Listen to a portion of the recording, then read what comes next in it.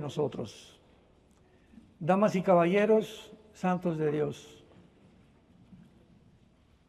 quiero abrirles mi corazón y les voy a hablar exactamente lo que dice la Biblia de los tiempos que estamos viviendo, y solamente puedo decirles algo: hemos llegado al final de la historia. Vivimos los últimos días de la historia humana. No hay duda alguna, no sabemos el día y la hora cuando venga Jesús por nosotros, pero nos encontramos en la última generación. Cuando Jesús dijo en Mateo 24, 32 en adelante, miren la higuera, que fue una parábola, ya después de todas las señales que él dio, culminó con la higuera, diciendo: cuando sus hojas están verdes, ustedes saben que el verano se acerca. En verdad les digo que no pasará una generación o la generación que vea a la higuera renacer sin que todo esto acontezca. Esta higuera sabemos que es y ha sido la nación de Israel. Israel está representado en la Biblia como una higuera, como una vid y como un olivo. Y cada árbol representa una fase diferente de la nación de Israel. La generación de Jesús no pudo haber sido la que él estaba hablando, porque en el año 70 Jerusalén fue destruida. Y estas señales no se han cumplido, no ha habido las guerras mundiales hasta el siglo pasado. Así que esa generación que Jesucristo dijo que sería la última, es aquellos que hemos visto el renacimiento de la nación de Israel el 14 de mayo de 1948. Somos nosotros. No sé cuánto nos queda, 1 año, 2 años, 3 años, no lo sé. Putin acaba de invadir Ucrania y conmovió y sacudió al mundo de una forma tremenda. El presidente Xi Jinping de China amenaza con invadir Taiwán, donde se fabrican el 70% de los chips del mundo entero. Israel fue atacado el 7 de octubre del año pasado por más de 1.600 terroristas palestinos y civiles palestinos. Mataron a más de 500 jóvenes, metieron al horno enfrente de ellos a los bebés de 6 meses de nacidos, les cortaron la cabeza enfrente de sus papás, a sus hijos, quemaron sus casas, a las mujeres embarazadas les abrieron el vientre, les sacaron el bebé. Todo esto lo comparto con el corazón en la mano. Fue una masacre sangrienta, demoníaca, satánica, que simplemente nos muestra a qué grado pueden llegar los poderes del mal a actuar. E Israel, después de 1948, ha experimentado 4 guerras. La del 48 la ganaron, la del 56 en el canal de Suez la ganaron, la del 65 en del 1 al 7 de junio del 65, la guerra de los 6 días la ganaron, la del 73 Yom Kippur la ganaron, y de ahí en adelante un terrorista llamado Yasser Arafat decidió como maestro a Husseini, que fue el nazi, porque era uno de los padres del Islam en 1930-35, que se unió al nazismo para, después de la Segunda Guerra Mundial, continuar buscando el exterminio de la nación de Israel. Y tenemos 1 o 2 semanas donde Irán manda aproximadamente 180 cohetes. Irán nunca en la vida había atacado directamente a Israel, jamás. Siempre a través de Hamas, Hezbollah, los Yutis, Al-Qaeda, ISIS, los talibanes. Irán es la nación número 1 en el mundo terrorista. Y hasta hace 2 o 3 días manda 180 misiles, ya no cohetes, misiles a Israel. En estos días se va a decidir una guerra nuclear. Estamos aquí en la Ribera Maya, pero nadie está consciente de lo que está pasando. Y Jesucristo lo dijo, como en los días de Noé: comerán, beberán, se darán en casamiento. Y Noé: arrepiéntanse, el Señor viene, arrepiéntanse. Y de repente se cerró las puertas del arca, la cerró Dios, y de ahí en adelante venían la gente: ábrenos, ábrenos, ábrenos. Cuando comenzó a llover, era demasiado tarde, porque dice la Biblia cuando oigas su voz, arrepiéntete. Damas y caballeros, nos encontramos tal vez en la última generación y es importante, todos nosotros, quiero comenzar con este mensaje, con las convicciones que un matrimonio debe de tener. Ninguna casa puede sobrevivir con cimientos falsos. Jesús también, ¿se acuerdan de la parábola que contó? Una casa fue construida con arena y vinieron los vientos, las lluvias y se derribó la casa. Y otra casa fue construida sobre la roca, vinieron las lluvias y los vientos y la casa se sostuvo. Estamos viviendo nosotros en este preciso momento, porque este año del 2021, este año 2024 del siglo XXI, este año se resuelve el futuro del mundo. ¿Me escucharon? Se viene una tempestad sobre el mundo como no nos imaginamos. La guerra en Estados Unidos van a hacer lo imposible por matar a Trump. De ninguna manera van a permitir que él gobierne. El mundo entero está en contra de él. Los multimillonarios que invierten en Ucrania no les conviene que pare la guerra porque es el negocio de los siglos la guerra. El Foro Económico Mundial no le conviene que Trump venga porque inmediatamente va a poder meter freno a toda la ideología de género, a los abortistas y a todo el movimiento socialista y comunista que está permeando el mundo entero. Una vez me preguntaron hace poco en una conferencia que estuve en Estados Unidos, ¿podría usted, eran bastantes líderes, podría darnos un consejo a los pastores sobre por quién votar? Y se los digo claramente en 2 o 3 minutos a ustedes también. Esto fue lo que les contesté. Muchos me decían, es que Trump está muy feo y tiene una cara muy orgullosa, parece Rottweiler, me dijeron. Y además tuvo un pasado X, etcétera, etcétera. Y les dije algo, cuando nosotros votamos vamos a madurar. Cuando nosotros votamos, nunca votamos por la persona, votamos por la agenda que esa persona representa. Porque si quieres votar por alguien carismático, Barack Obama era una persona súper carismática y no ha habido una persona que más daño le haya hecho a Estados Unidos que Barack Obama. El presidente actualmente, Joe Biden, es discípulo de Barack Obama. Y nunca un gobierno en Estados Unidos, jamás cuando dijo Obama, Estados Unidos es el primer presidente que lo dice, no es una nación cristiana. Entonces, vamos a votar por la agenda que traen.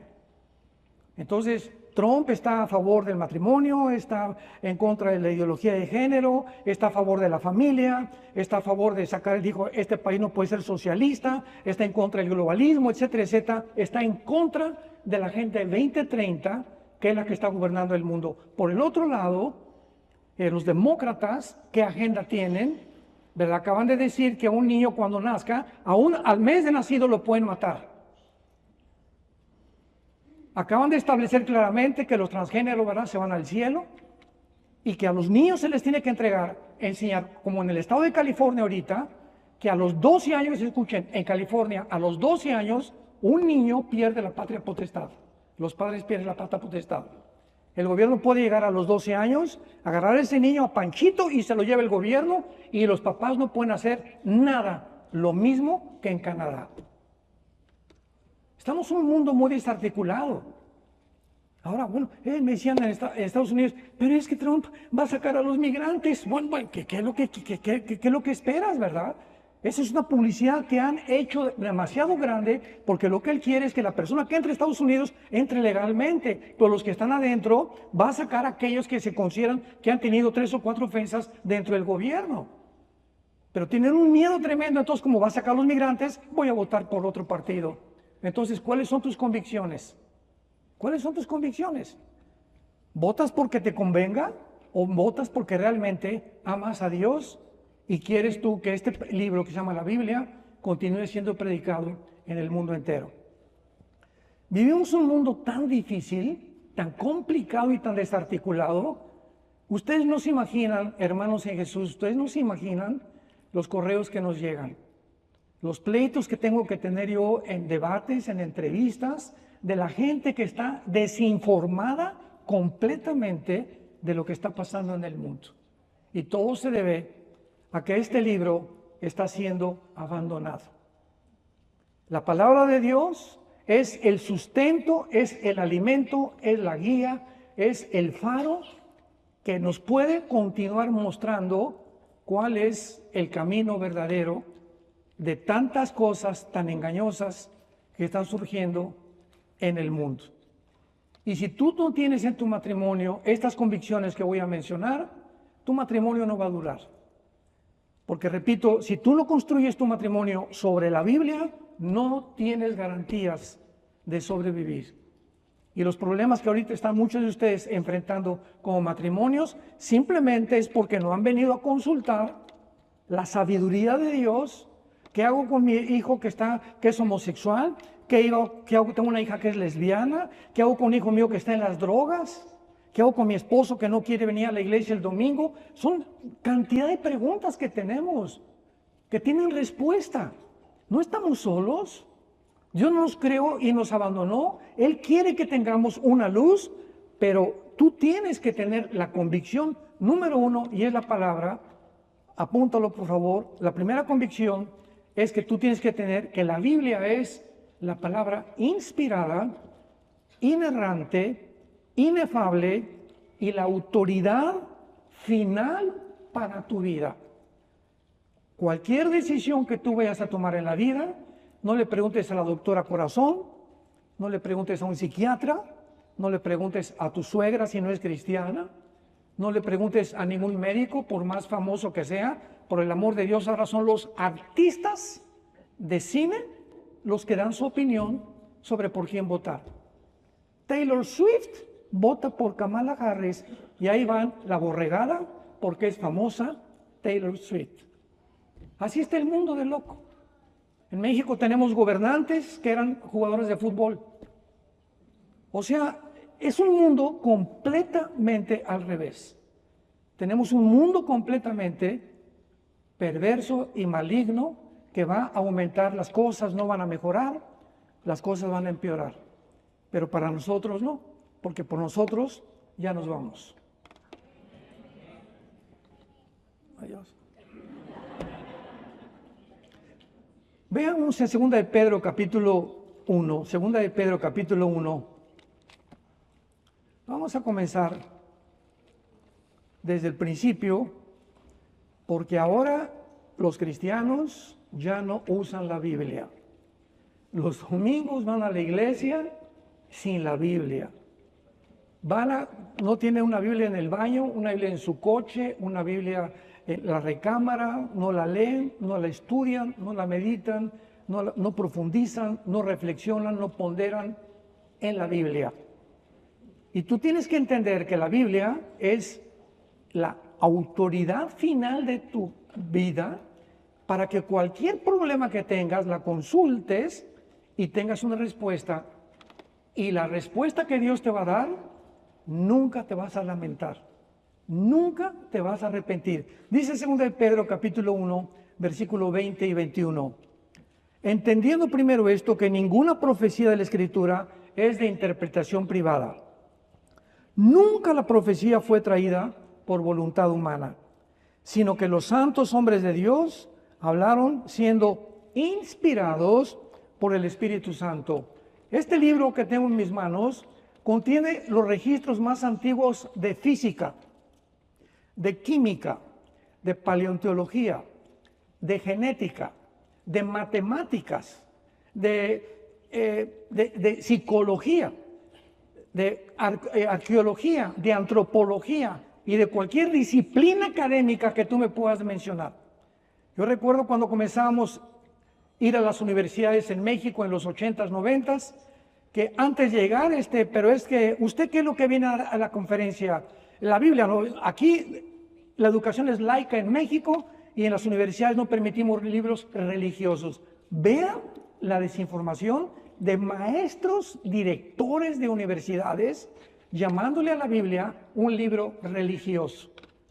Porque para ellos religioso es hablar de Dios. Y yo les dije, oye, espérame tantito, el comunismo es una religión.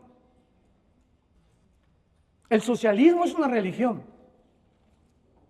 Y todas las ismos que estamos viendo actualmente, hedonismo, humanismo, argunianismo, etcétera, etcétera, son religión. Vamos a definir etimológicamente la palabra religión, por el amor de Dios. Si queremos tener un debate y hablar con alguien, vamos a definir las palabras.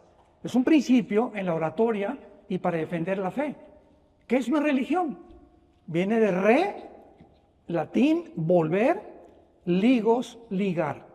Religión significa una persona que está tratando de regresar, de volver a través de un medio a Dios o a una verdad o un sistema de gobierno, llámese democracia, capitalismo, mormonismo o hinduismo. Todos están buscando una verdad que les pueda guiar durante su vida. Son personas religiosas. Entonces, la Biblia no es un libro religioso, es un libro que tiene los antecedentes más antiguos en cualquier disciplina académica. Y no es un libro religioso porque aunque nos revela al verdadero Dios, la Biblia es el único libro, escúchame el único libro comparado con el Ramayana, los Vedas de los persas, el Trikipaka de Buda, el Corán del Islam, etcétera, etcétera. El libro religioso que tú me menciones, la Biblia tiene una palabra que se llama gracia, que no existe en ninguna religión, que nos dice así: todas las religiones, vamos a ponerlas aquí de un lado, todas, sin excepción, todas tienen un común factor denominador, que es: pórtate bien para ir al cielo. Haz buenas obras para ir al cielo. Construye un asilo, un orfanatorio para ir al cielo. Persínate de vez en cuando para ir al cielo. El domingo tómate una hostia para que puedas estar bien con Dios. Todas las religiones, sin ninguna excepción, te dicen: haz algo bueno para que te vayas al cielo. Y la Biblia nos dice: no hagas nada. Todo lo hizo Cristo en una cruz. Dios, el mensaje de Él ya está hecho.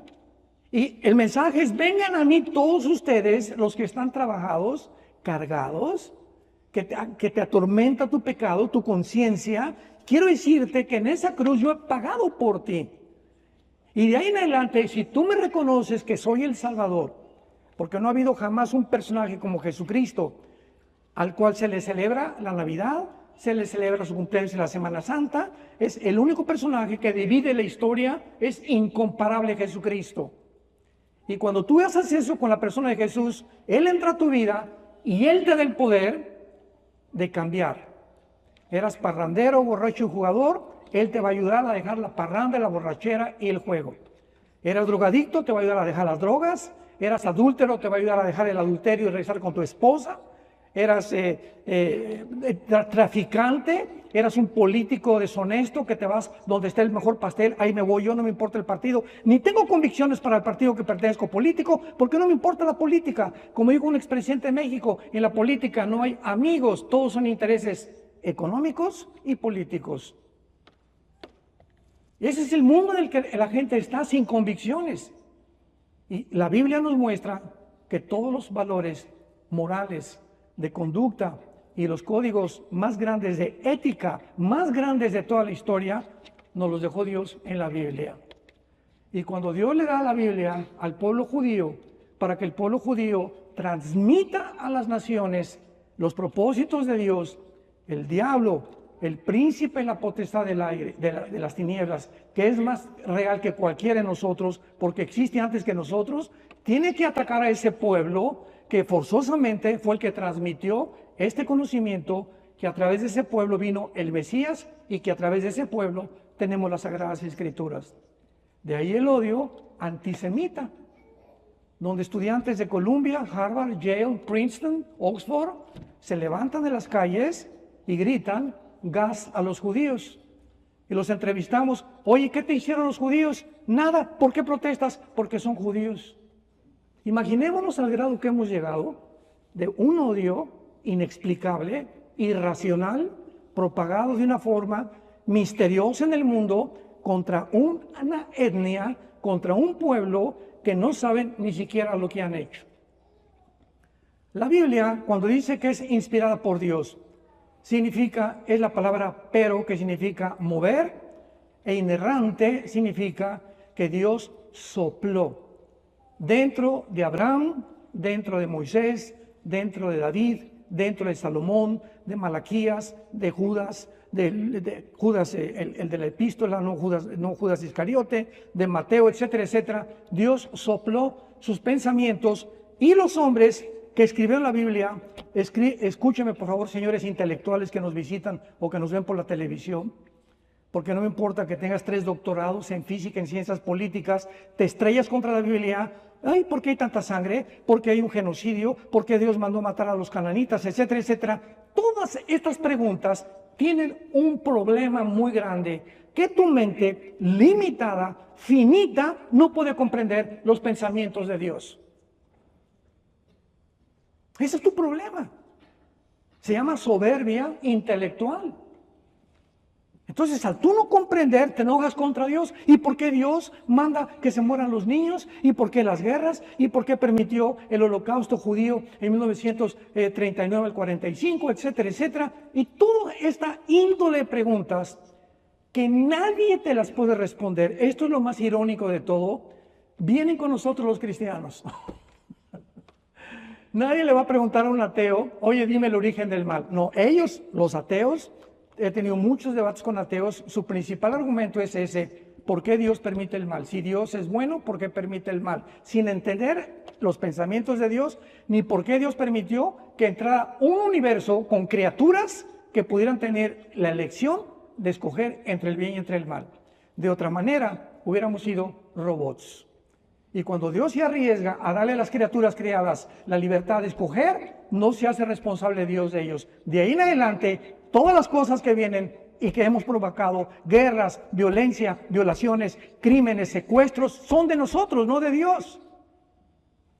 Y va a haber una responsabilidad que tú vas a pagar por ellas tarde o temprano, si tú no te arrepientes de tu vida. Entonces, Dios sopla estos pensamientos y comienzan los hombres de Dios a escribir la Biblia. Un ejemplo, el rey David, 1000 años, apúntalo, 1000 años antes de Cristo. Salmo 22, apunta el Salmo 22. En el Salmo 22 encontramos las palabras que Jesucristo iba a decir en la cruz 1000 años después. Comienza así el Salmo 22. Dios mío, ¿por qué me has desamparado? Le di la sabactani.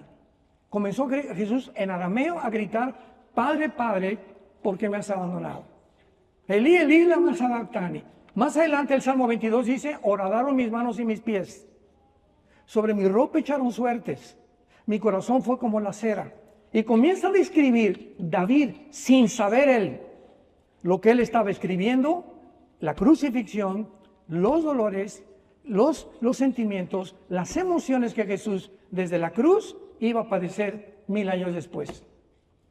Isaías en el capítulo 53 describe todo el transcurso del misterio de Cristo, despreciado y desechado por los hombres, varón de dolores, experimentado en quebranto, escondimos el rostro de él, fue menospreciado y no lo estimamos, mas él llevó nuestros pecados y llevó nuestros dolores. Isaías, 700 años antes de Cristo, escribía en todo un capítulo, y el libro de Isaías se encuentra en el Museo de Israel. Cuando vayas a Jerusalén, en los rollos del Mar Muerto, que encontraron en 1948-49, se encuentra el pergamino del libro de Isaías, tal como tu Biblia y mi Biblia lo tienen. ¿Qué rollos más grandes hay de la Ilíada, de la Odisea, que se consideran los escritos más antiguos, de cualquier otro libro o autor que tú me quieras mencionar? No existe en la historia de la literatura ningún rollo de literatura que pueda contener la antigüedad de los pergaminos de la Biblia y del Nuevo Testamento en hebreo, en arameo y en el griego. No existen. Y consúltalo, métete a Wikipedia, métete a Google, métete a inteligencia artificial. No existen libros más antiguos que la palabra de Dios. Ahora es importante que nosotros sepamos que la Biblia, en segundo lugar, 2 Timoteo capítulo 3, versículos 16 y 17, es el único libro que nos muestra cómo caminar con Dios. Dice así, 2 Timoteo 3, 16 y 17, toda la escritura es inspirada, otra vez, soplada por Dios. Útil, 1, para enseñar, 2, para redarguir, 3, para corregir, 4, para instruir en justicia, a fin de que el hombre de Dios sea perfecto, preparado para toda buena obra. Vean ustedes claramente, la Biblia nos enseña el camino que debemos caminar. Dice la Biblia, hay caminos que parecen derechos, pero su fin es camino de muerte. Yo antes de ser cristiano era comunista, me decepcioné de mi religión, la que nos inspiraron mis padres. Yo quería ser cura a los 13 años, me decepcioné tanto de la religión, no de Jesús, porque nunca me presentaron a Jesús, que me hice ateo y me dediqué a estudiar la dialéctica materialista, Federico Engels, Marx, Stalin, Lenin, etcétera, etcétera. Mi sueño era irme a Cuba y entrenarme y acabar con la revolución armada y acabar con tanta pobreza, las injusticias sociales, la justicia social por aquí, por allá. Yo tenía un idealismo impresionante en mi vida, ¿verdad? Me buscaron por todos lados, me querían también matar antes de que tuviera 20, 21 años de edad. Y hasta que me encontré, mi hermano que está aquí, que es el director de nuestro instituto teológico, me comenzó a hablar de Jesús. Le dije a mi hermano, ¿sabes una cosa? Si tú mueres a Jesús, yo te mato, porque traía pistola desde los 15 años de edad aquí atrás en mi pantalón. Siempre anduve armado durante toda mi juventud. Le dije, tú me hablas de Jesús y yo te mato. Le dije a mi hermano y a los amigos que traía cristianos con él. Comenzaron a orar por mí. Hasta que llegó un momento existencial en mi vida que Dios me hizo pedazos, me humilló, me mostró que era un tonto, que era un soberbio intelectual, que yo creía que tenía todas las respuestas, y después de que ya me aplaste y como tortilla del Señor, ¿verdad? Descubro que Jesucristo es real. Y cuando hice ese descubrimiento, supe que no había nada en mi vida, ninguna otra cosa que valiera la pena por quien vivir. Porque es lo que buscamos todos, algo que nos dé propósito y significado a la vida. Y todo el mundo nos va a decepcionar. No hay un sistema de gobierno, no hay un filósofo, no es Platón, no es Sócrates, no es Jean-Paul Sartre, no es Richard Hawkins, no es Friedrich Nietzsche, no es Carlos Darwin, no es nadie que tú me puedas mencionar. Todos fueron hombres, como tú y como yo, débiles, vulnerables, limitados en su pensamiento. Vienes a Jesús y te dice, yo soy el camino. Ese camino que tú estás buscando por todos lados, nadie te va a llevar al final. He venido del cielo para decirte, yo soy el camino. Pero no solamente se quedó ahí Jesús, yo soy la verdad. Cuando yo oí eso, mi hermano me regaló el Evangelio de Juan 14:6. Me acordé que Buda, antes de morir, les dijo a los discípulos, busquen la verdad. Él nunca dijo que era la verdad. Y la verdad es algo por lo cual existe la filosofía. Todos somos de alguna manera filósofos. Los grandes filósofos de Atenas, Platón, Sócrates, Demóstenes. Una vez que fui a la Facultad de Filosofía de la UNAM en los 90s, les hice esta pregunta a los estudiantes de Filosofía y Letras. ¿Ustedes creen? Les dije, ¿ustedes creen? Díganme si sean honestos, porque todos estaban desconfiados, ¿verdad? Y me chiflaban esto y el otro. Les dije, ¿ustedes creen que los filósofos del siglo XX, vamos a ver, Darwin, Sam Harris, Bertrand Russell, Nietzsche, Friedrich Nietzsche, Jean-Paul Sartre, Oscar, el que fue uno de los que diseñaron el cohete para la luna, que murió un ateo, y todos estos hombres actualmente del siglo XX que se ensombrecieron, ¿son mejores que Platón, Demóstenes y Sócrates? Y se quedaron todos así. Les dije, levántense y díganme, cualquiera de estos hombres que les acabo de mencionar, que alguien haya sido más inteligente que los filósofos de Atenas. Nadie contestó. Se quedaron todos en silencio. Y le dije, entonces la filosofía no ha evolucionado. Estamos peor que nunca. Porque ahora estamos diciendo que esta es una niña y este es un niño, cuando genéticamente es niño y el otro es niña. Y cuando la ciencia llega al punto Ya la filosofía, ya dejémonos de eso. Cuando la ciencia llega a decirte, es que hay que enseñarles a los niños de 6 o 7 años que pueden cambiar de sexo y que 2 hombres se pueden casar y que 2 mujeres se pueden casar y se les da el permiso constitucional y oficialmente de tener hijos, es cuando el mundo está podrido. Ya no se puede llegar a tanta perversión. Las Naciones Unidas, escúchenlo, las Naciones Unidas legislan la pedofilia en febrero del año que entra. Permiso para violar a los niños. Más perversión no puede haber. Dice la Biblia, la Escritura nos es inspirada por Dios para que podamos nosotros saber qué camino andar. Nos enseña. Número 2, nos redarguye. O sea, venimos en la Biblia caminando y de repente algo está en mi casa, algo está mal con mis hijos, algo está mal en mi trabajo, un negocio que no me deja dormir, etcétera, etcétera. ¿Qué está pasando en ese momento? Perdí la paz. De repente, cuando ya no sabes qué hacer o qué decisión tomar o te quita el sueño, significa que algo ha entrado a tu vida que está impidiendo que tomes la correcta decisión. Esta es la forma como el Espíritu Santo nos dirige cuando caminamos con Jesús. Nos promete que si nos salimos del corral, el pastor va a ir por nosotros y pao, por las buenas o por las, dice el Salmo 32, te haré entender el camino que debes andar. Qué promesa más maravillosa, nos redarguye, nos convence. Y la Biblia me dice, lo leo, estás mal, Armando. Hoy le gritaste a tu esposa de una forma que no debiste haberlo hecho. Pero es que ella, no, cállese y ínquese.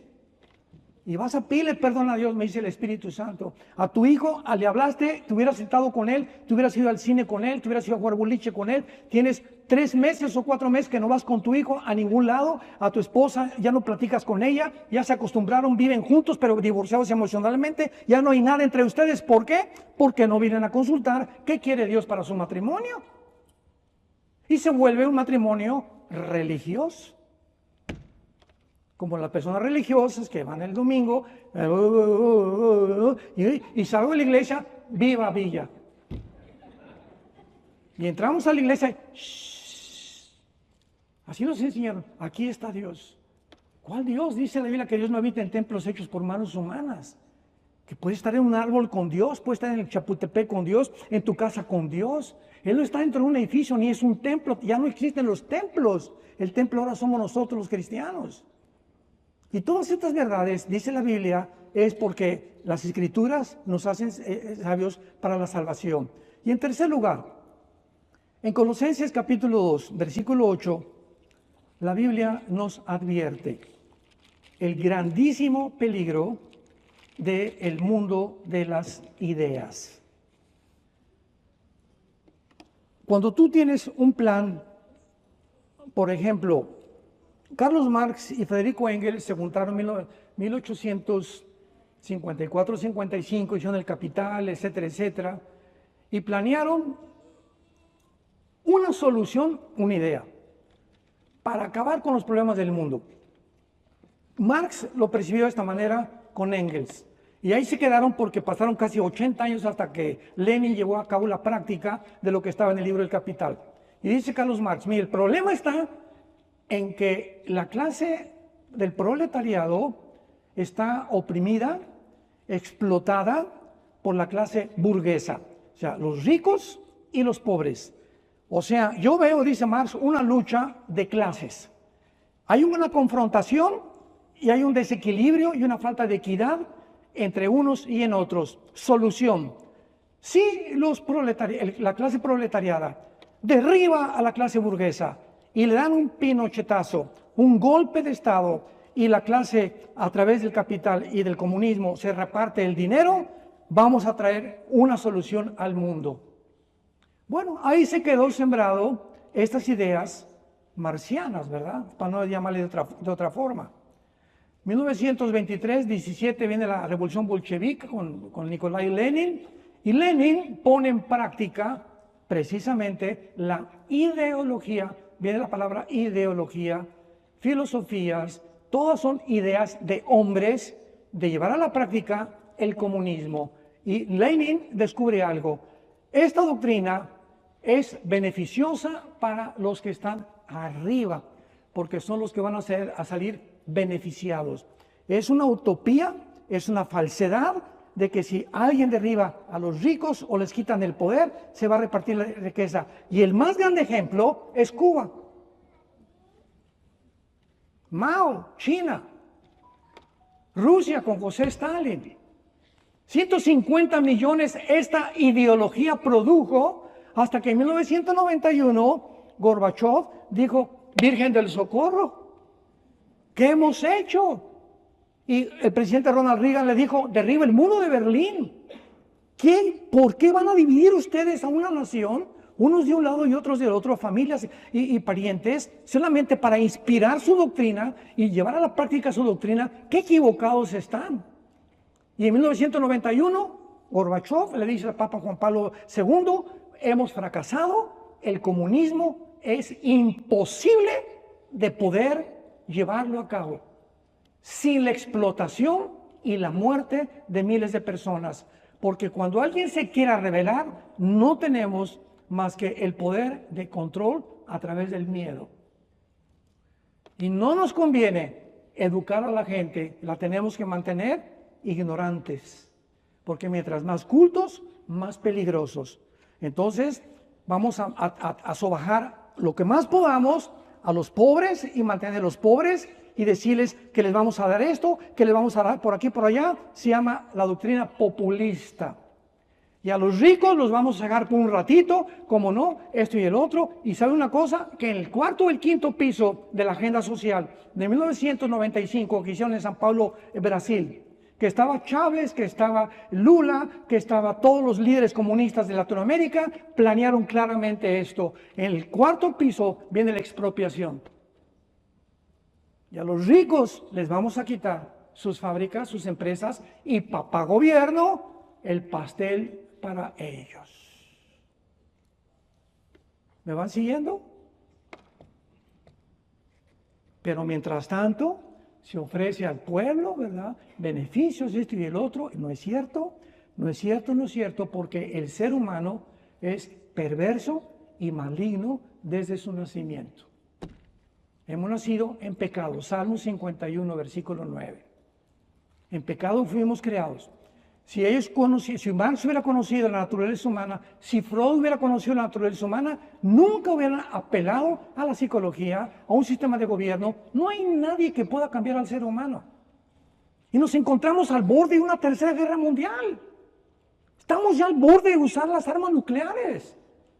¿Y dónde están los sistemas de gobierno que nos prometieron que iban a salvar el mundo? ¿Dónde está Klaus Schwab, tu padrino?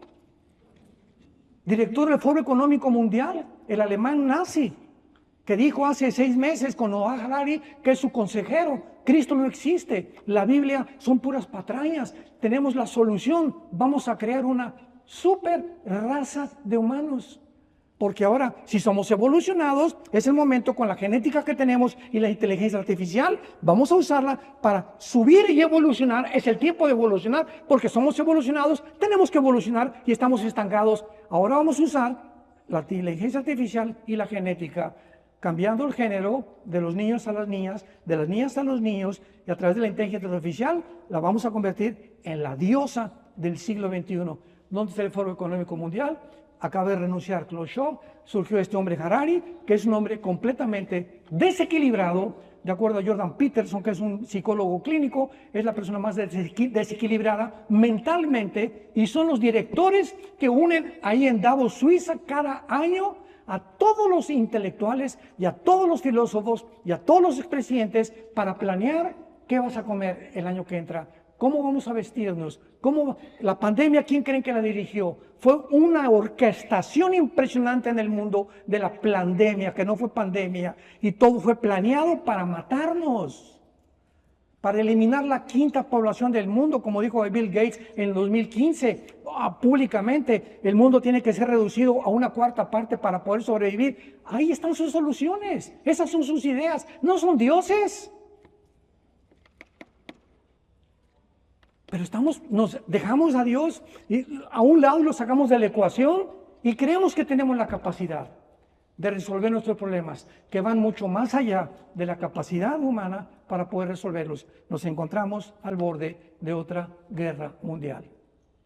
Con todos estos payasos, ¿verdad? Porque no tienen otro nombre, de creer que ellos son dioses, la soberbia, y han creído la mentira de la serpiente del huerto del Edén. Serán como dioses. Es el mundo en que nos encontramos viviendo. Dice Colosenses 2:8, miren que no sean engañados por filosofías y huecas sutilezas, según las tradiciones de los hombres, conforme a los rudimentos del mundo y no según Cristo. La palabra filosofía significa amor a los pensamientos, amor a la sabiduría, amor al conocimiento. Todos los seres humanos, todos somos filósofos, en algún sentido, porque todos tenemos ideas.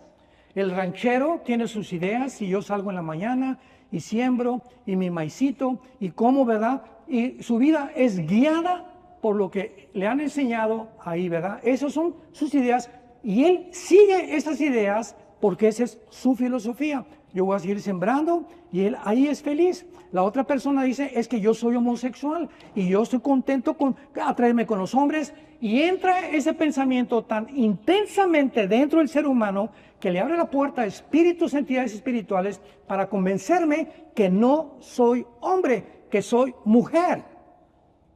Y como le digo yo a un grupo homosexuales hace algunos meses, si tu cuerpo te dice que tú no eres realmente hombre, checa con tu genetista, papacito. Que te diga si tienes el cromosoma Y. Y si tienes el cromosoma Y, eres macho camacho. Pero si eres macho camacho genética y biológicamente, y tú dices que no lo eres, tú tienes un problema mental. Es un problema mental, no es un problema físico. Y ya aceptaste en tu mente que se hizo una poderosa fortaleza y has llegado a convencerte que no eres lo que Dios te creó. ¿De dónde vienen todas esas cosas? Ideologías, ideas de los hombres. Mirad que nadie los engañe por medio de filosofías según las tradiciones de los hombres. ¿De dónde viene la idea que tú tienes? Que los marcianos, que los ovnis. El doctor Crick, escuchen esto, el descubridor con el doctor Watson en 1954 de la molécula del ADN, el ácido desoxirribonucleico, que fue el descubrimiento más grande científico del siglo XX, de acuerdo al presidente Clinton, que colaboraron con el doctor Franz Collins, que fue el director del proyecto Genoma Humano, y determinó el doctor Crick, escuchen esto, el laureado y reconocido doctor Crick dijo, ¿de dónde vinieron? Le preguntaron, la raza humana, y dijo, los extraterrestres sembraron semillas y nosotros crecimos aquí. ¿Cómo puede un hombre ser tan inteligente en un área de la genética y estar completamente alrevesado, desarticulado, locamente, espiritualmente y racionalmente? ¿Cómo puede ser? ¿Cómo puede existir una descompensación tan grande en un ser humano? ¿Cómo puede ser un hombre como Alejandro el Magno, el más grande conquistador, las falanges que él hizo, en la Biblia aparece como un leopardo en Daniel capítulo 7 y 8 de Alejandro el Magno? ¿Cómo es posible que este hombre tan joven, en casi 10 años, conquista el Asia, la India, etcétera, etcétera? Y él fue un hombre tan descompuesto de una forma en su carácter que acaba en Babilonia, que es actualmente Irak, con una sobredosis de hashish y homosexualmente. Tarde o temprano, el ser humano, cuando le dice a Dios, gracias, me hiciste inteligente. Oye, Hitler fue un hombre inteligentísimo, diabólicamente. Pero la inteligencia que Dios le dio y la sabiduría que Dios la usó para el mal. Alejandro el Magno la usó para el mal. Lenin la usó para el mal. Todos esos hombres, no podemos. Friedrich Nietzsche, qué filósofo más tremendo. Casi todos los libros de Friedrich Nietzsche eran de mi cabecera. El Zaratustra, Dios está muerto y muere el loco homosexual a los 40 años y lo encierran en un psiquiátrico y muere el loco, el padre del ateísmo del siglo XX. Yo cuando leí toda la vida de estos hombres dije, Dios mío, estos son mis héroes. Y me encuentro con Jesús. Yo soy el camino, la verdad. La verdad, la verdad.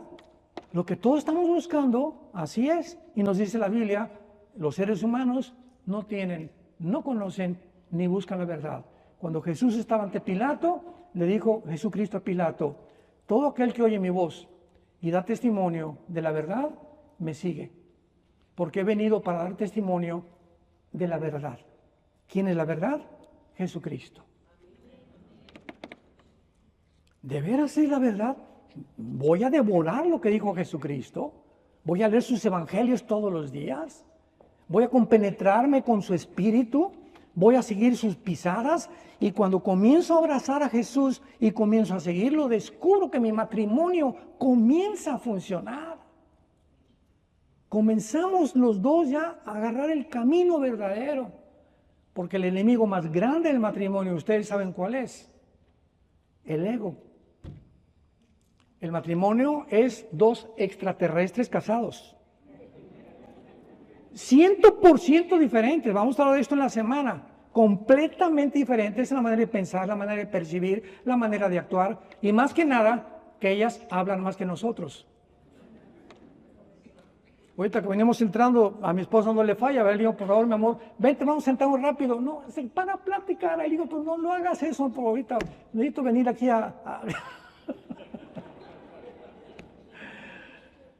Pero ya sé que así es. Las mujeres se despiden y están en el café a la salida, bye, se suben al carro, bye, llegan a la casa y se vuelven a comunicar. Nosotros no somos así. Y cuando el hombre entiende cómo funciona la mujer y ellas saben cómo funcionamos nosotros, ¿qué cosa pasa? Es la comprensión, el ego lo crucifico, voy a aprender a sacrificarme más por ella, a entenderla más como es, y no tengo que hacerla como yo soy. Ahí está el problema. Nunca vas a hacer que tu esposa sea como tú, ni tu esposo como tú, tampoco mujer que me escuchas. Tenemos que entendernos y cuando nos entendemos cómo funcionamos, podemos mezclar y a encontrar un matrimonio bendito por Dios, porque ya no es ella, ya no soy yo, somos los dos tomando las decisiones, los dos caminando juntos, los dos siendo ejemplo a nuestros hijos, a nuestros nietos, a nuestros bisnietos, y Dios abre las puertas de los cielos y no te imaginas, no te la vas a acabar. Las bendiciones que Dios tiene para tu vida.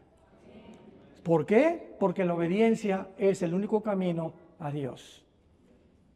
Pero tú tienes que tener convicciones, tienes que convencerte que Jesucristo es real, que fue crucificado, que fue enterrado y resucitado los 3 días. No hay un personaje semejante en la historia a Jesucristo. Una vez un ateo en un programa de radio se atrevió a decirme, es que, ¿sabe una cosa? Jesucristo ni existió.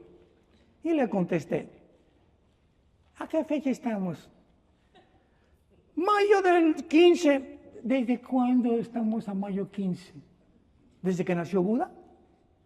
¿Desde que nació Mahatma Gandhi? ¿Desde que nació Mahoma? ¿Desde que nació Cristo? Menso.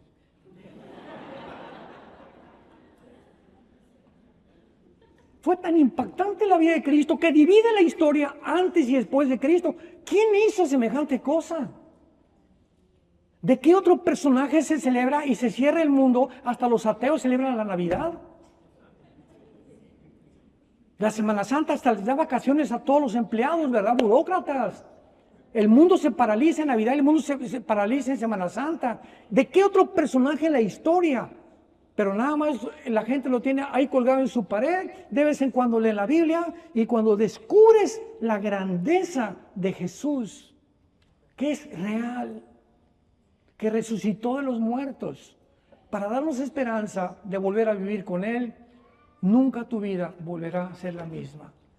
Y yo les invito a muchos de ustedes en esta tarde que vengan a la cruz. No te invito a ninguna religión, te invito a un hombre que se llama Jesucristo. Yo le dije a mi hermano, este año cumplo 48 años de predicar este libro y 50 años de ser cristiano. Y cuando hace 50 años mi hermano me dijo, ¿sabes una cosa? Esto no es una religión, es una relación viva, orgánica, dinámica con alguien que vive, que se llama Jesús. Y cuando tú descubres que Él es real, te vas a apasionar tanto por Él y conocer tanto por Él y vivir tanto por Él, que tu vida es radicalmente revolucionada, es transformada. Él no vino a nuestras vidas para que viviéramos una vida religiosa, como lo hacen los religiosos.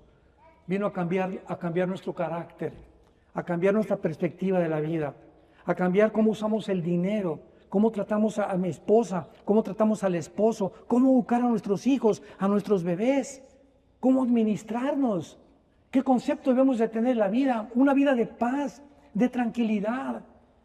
Acaban de concluir la Clínica Mayo y el Hospital Hopkins en Estados Unidos, las clínicas más prestigiadas médicamente, acaban de concluir que el problema número 1 del ser humano, mental, físico, es el estrés.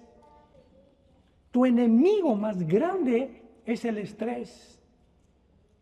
Cardiovascularmente, gastrointestinalmente, cerebralmente, neurológicamente, el estrés es un estado de tensión que no tienes paz y gritas y estás enojado y esto y el otro y ponme la televisión, no me hablen ahorita nadie, hazme mis chilaquiles como yo te dije. Y ese estado de tensión, no te imaginas cómo te está envejeciendo. Cómo tus células se están deteriorando a tal velocidad que pierdes completamente el concepto de vivir y mueres como nació una vaca. Se levantan las vacas, los caballos, los borregos y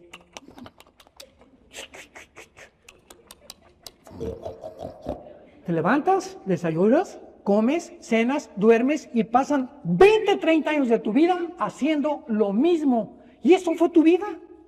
Tus sueños se aplastaron, a lo mejor no alcanzaste la empresa que tú querías o ser el millonario que tú querías ser, pero tu vida pasó exactamente igual a la de los animales. Vean ustedes las características que Dios nos muestra al compararnos con los animales. Así dicen los salmos, una persona que no puede descubrir en su vida y tener un camino que es Jesucristo es igual a los animales. ¿Viviste para trabajar? ¿Viviste para ser esclavo? ¿Viviste para tus ideas locas que nunca funcionaron ni nunca van a funcionar? Y el mundo llegó, a la Biblia llegó, a una tercera guerra mundial. Volvámonos a Dios con todo nuestro corazón. Dios te ha hablado en esta tarde para que tú puedas reflexionar. Tu matrimonio necesita la Biblia. Necesitas una guía. Necesitas un GPS. Un piloto en el aire no puede saber el avión si va así, o si va así, o si va así, subiendo. Cuando buceas, yo recuerdo vivimos aquí mucho tiempo en Acapulco y bajábamos con Aqualón, aquel tiempo era el Aqualón, ¿no? Todavía no había los equipos de buceo que hay ahorita, y bajé como 40 metros con mi papá, y a los 35 metros me acuerdo que no sabía yo dentro del mar si estaba yo subiendo a la superficie o me estaba yendo más al fondo. Hasta que nos enseñaron que teníamos que traer un reloj para ver exactamente dónde nos encontrábamos, necesitábamos instrumentos. Un piloto necesita instrumentos. Ahora están los GPS que nos dicen a dónde ir. La vida necesita instrumentos y es la palabra de Dios. Tú no puedes caminar ya, no puedes seguir en la vida sin la Biblia, porque es el mapa que Dios nos ha dejado para poder enseñarnos, redarguirnos, para que el hombre de Dios sea enteramente preparado para toda buena obra. Y el Dios y Padre de Jesucristo, el gran pastor de las ovejas, por la sangre del pacto eterno, nos haga aptos a todos para que podamos hacer siempre las cosas agradables que son delante de Él. Y que permanezcamos firmes en la esperanza a la que hemos sido llamados, porque es una sola vida la que tenemos. Y esta vida es para conocerlo a Él y a Jesucristo, nuestro Salvador, que dio su vida por ti y por mí, para que tú puedas entender por qué estás vivo en esta tarde. Como decía el pastor Jesse hace unos momentos, muchos de ustedes vinieron sobornados, o muchos de ustedes vinieron simplemente por agarrar a la esposa, o viceversa, Pero sabes una cosa, Dios tenía una cita contigo. Por lo que hayas venido, Dios necesitaba hablarte a tu corazón. Y más vale que tú te arrepientas a tiempo antes de que sea demasiado tarde. Tú puedes hoy en la noche, un embolia, un ataque al corazón, un accidente mañana, un choque en el avión, no llegas a tu casa. Estamos en un hilo nuestra vida. Jesús dijo, cuando oigas mi voz, no te endurezcas. Hoy es el día aceptable, hoy es el día de la salvación. Mas Dios muestra su amor para con nosotros en que siendo aún pecadores, Cristo murió por nosotros. Porque de tal manera, amó Dios al mundo que nos ha dado a su Hijo unigénito. Para que cualquiera de ustedes que crea en Él no se pierda, mas tenga la vida eterna. Lo quisieras esta tarde, decirle a Jesús en tu vida, Señor, sí te quiero conocer. Entra en mi corazón, inclina tu cabeza. Bendito sea el Dios y Padre de nuestro Señor Jesucristo, que nos ha hecho renacer para una esperanza viva. La esperanza bienaventurada, la manifestación gloriosa de Jesús que viene pronto por nosotros. Te damos gracias, Jesús, Hijo del Dios Altísimo, el gran pastor de las ovejas, por la sangre del pacto sempiterno, que derramas tu vida en una cruz para que podamos nosotros vivir, no solamente en esta vida, sino también en la eternidad, junto con tu Padre, con tus santos ángeles y contigo, Jesús. Gracias por habernos traído a este lugar tan hermoso, lleno de paz, el cielo, el mar, la brisa, la comida, para que podamos tener un tiempo de reflexión. Este tiempo que tenemos es de reflexión, lejos de la ciudad, del mundanal ruido, de los negocios, de las preocupaciones, para que en esta tarde tú puedas considerar que de qué te sirve ganar el mundo si pierdes tu alma en la hora de tu muerte. ¿Qué tengo que hacer? Me preguntarás, para recibir a Jesús en mi vida. La Biblia dice, arrepiéntete de tus pecados. La palabra arrepentirse significa cambia tu manera de pensar ya. No sigas en ese camino en el que te encuentras. Es un camino de muerte. El pecado siempre producirá tristeza, amargura, desequilibrio, desarticulará nuestra vida, nos llevará a hacer cosas que nos vamos a arrepentir a hacer porque nos hemos alejado de Él. No somos dioses, somos criaturas finitas, vulnerables, con pies de barro, profundamente necesitados de Dios. Dile, Jesús, creo que en la cruz pagaste por mis pecados. Que abriste tus brazos, fuiste coronado de espinas, te pusieron clavos en las manos y en los pies, y desde la cruz exclamaste, Padre, perdónalos, porque no saben lo que hacen. Ahora ya sabemos lo que hacemos y por qué murió en la cruz.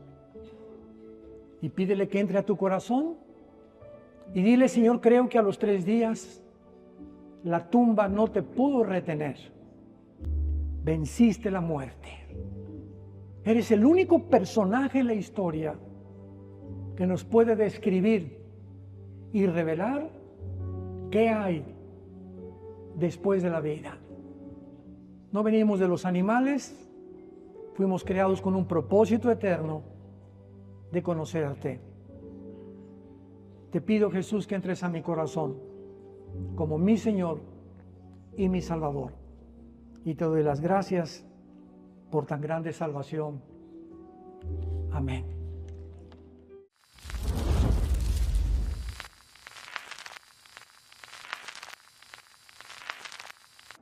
Hola, ¿qué tal? Me da mucho gusto saludarles y quisiera simplemente comunicarles que gracias a todos ustedes a través de todas las naciones del mundo que aman la palabra de Dios y que realmente están interesados en que nosotros como organización Vida Nueva para el Mundo y Armando Alducin Ministries continuemos predicando el Evangelio de la Gracia de Jesucristo y que podamos nosotros continuar haciéndolo gracias a sus donaciones. Este año cumplimos 46 años de ministerio, 46 años donde hemos predicado, hemos enseñado, hemos tenido seminarios y de diferentes formas de estudios bíblicos alrededor del mundo y hemos pensado y considerado de una forma fiel el Evangelio de la sana doctrina de Jesucristo. Nosotros, con todas estas donaciones, tenemos que sostener pastores, misioneros, obras, equipos de televisión y aún continuamos buscando la manera de poder elevar este ministerio. Hasta este momento quiero que ustedes estén enterados que no tenemos una sola propiedad como organización y así hemos trabajado durante 46 años porque le damos la importancia a la evangelización, a las misiones y también a los hombres de Dios para levantar más pastores. Le damos las gracias y que pueda Dios con su gracia tocar sus corazones y que puedan ustedes invertir en un terreno donde es fructífero, porque creemos que ha producido bastante buen fruto para la gloria de Dios. Gracias, muchas gracias por sus aportaciones y por las donaciones que sabemos ustedes continuarán haciendo para que podamos continuar siendo fieles en la predicación del Evangelio de la gracia de Dios. Que Dios les bendiga.